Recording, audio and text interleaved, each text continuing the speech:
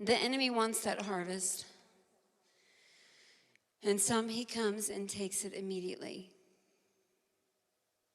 He wants that harvest of souls, that harvest of righteousness. So what does he take?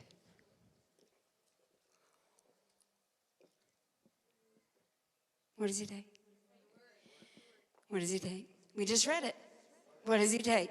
Listen, I just want to make sure that I don't preach and you're not like, let's go home.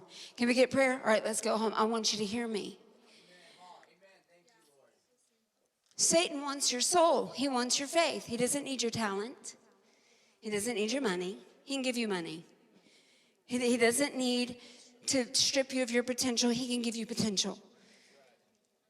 He can open doors for you. He's not coming to close all the doors to success that God opened for your life. He could open the doors. If he couldn't, he wouldn't have tried to tempt Jesus with it. Took him on a high mountain. Said, if you'll just worship me, everybody will worship you. What does he come for? He comes for your faith. So what does he take? The word.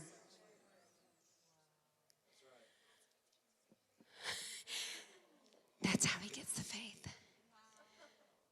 Because faith comes by and hearing by. Faith comes by and hearing by. Faith comes by and hearing by.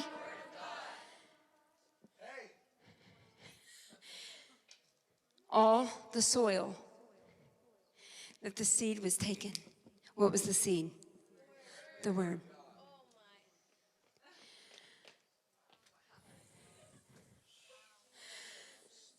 There it is.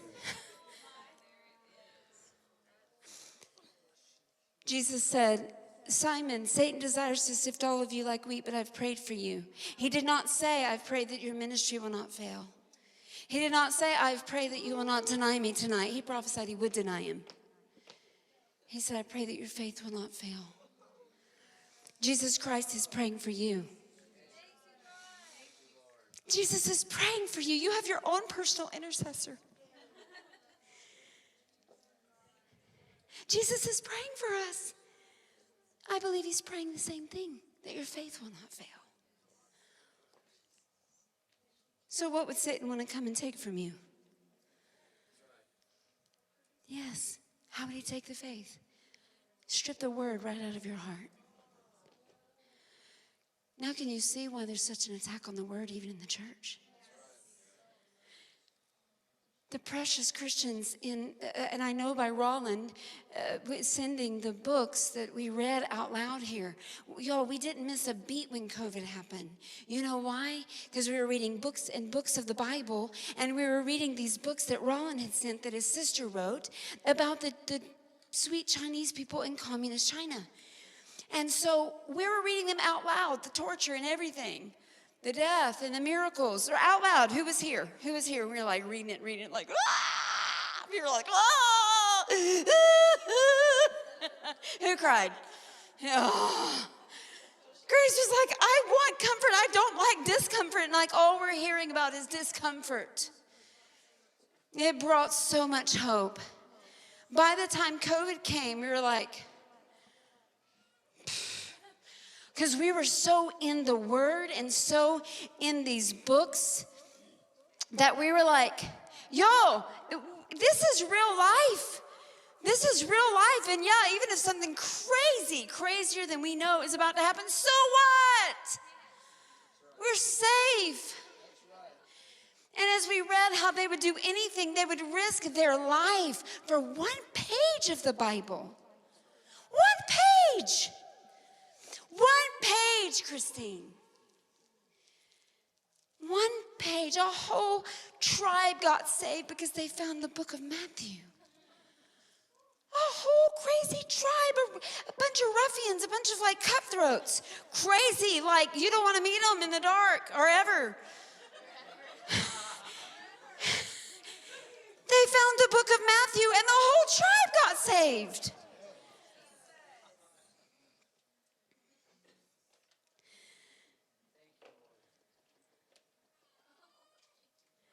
The word.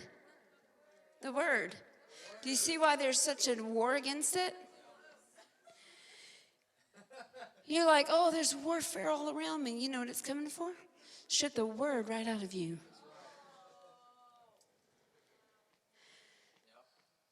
Because you need faith to have a relationship with Jesus. You have to lose your mind to have a relationship with Jesus. I mean the natural one. You need the mind of Christ. You need your eyes to be open to believe he's real. So you might be here tonight and be like, I don't have that kind of faith. I need that kind of faith.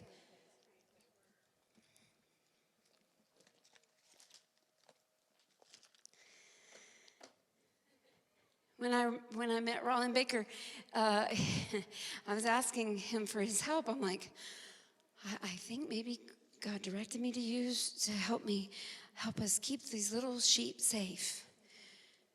We just got a little flock of sheep, and there are a lot of wolves. And he goes, just don't let them take Jesus from you. And then he said, and read the book. And when you've read it, read it again, and read it again, and read it again.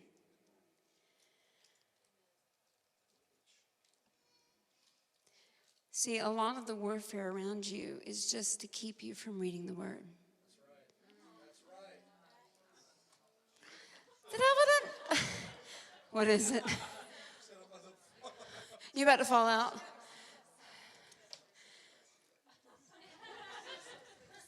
The devil doesn't care if you come to church every service, all 8 of them. I got about 8 services a week, sometimes more. He doesn't care if you come, as long as you're not in the Word.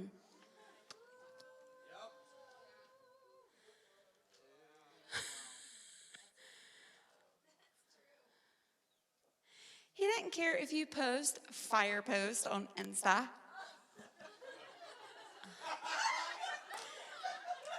As long as you're not in the Word. And he doesn't care if you're in the Word if you're not in relationship with Jesus.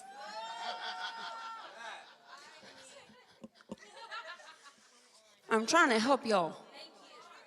Y'all think y'all need a lot of things, and all you need is one, faith.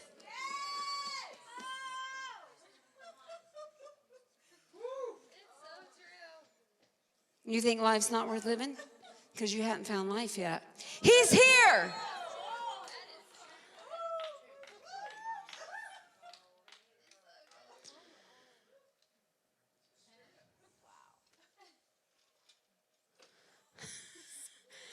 I wait until he tells me something else. She's like, keep going, but I can't until he tells me what else to say. I don't have anything to say. I never helped anybody until I was convinced I couldn't.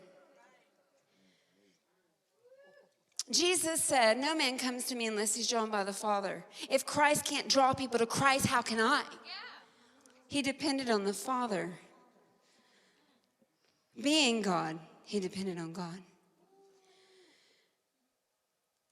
When he forgave his enemies from the cross, he said, Father, forgive them. He said, I have much to say, and it would be correct, but I only say what I hear the Father saying. Take a load off. Trust Jesus. Satan comes for faith. Don't let go of the word and you'll keep faith. Remember, the word is praying for you.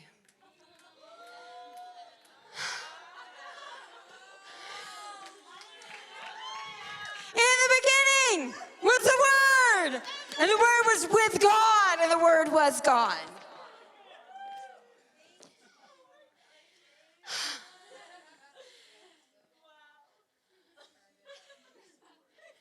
In the beginning was the Word. It's already described. It's in John 1.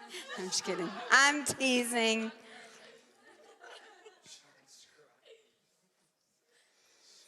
He's not praying for you to be amazing. It might have been your parents' hope for you. It might have been your pastor's hope for you. It might be your hope for you. That might be pressure on you. That's not what he's praying for you about.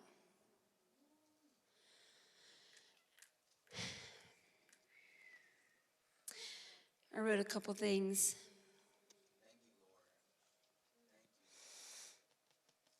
True men and women of God see this, And they're not trying to be great. They're just trying to live.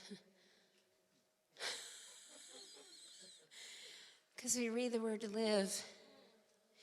Your spirit man can only survive as you feed your spirit the word. Some of you have tried really hard to be good soil. I'm going to forgive everybody. I'm going to forgive all my abusers and accusers and users. I'm going to get all the rocks out. I'm going to get 10 deliverances this week. I'm going to meditate. But see, the answer is not even meditation. The answer is believing the one you're meditating about. You can stop at anything and not get to him. You can stop at getting a miracle. 9 lepers got a miracle and they did not get him. You can do miracles and not get to him. You can meditate and come to service 8 times a week and not get him. The point is not, it's not all these things. The point is Jesus. And you have everything you need for a life of godliness. You have everything you need. You have everything you need. The Bible says you do. Do you believe? Do you believe?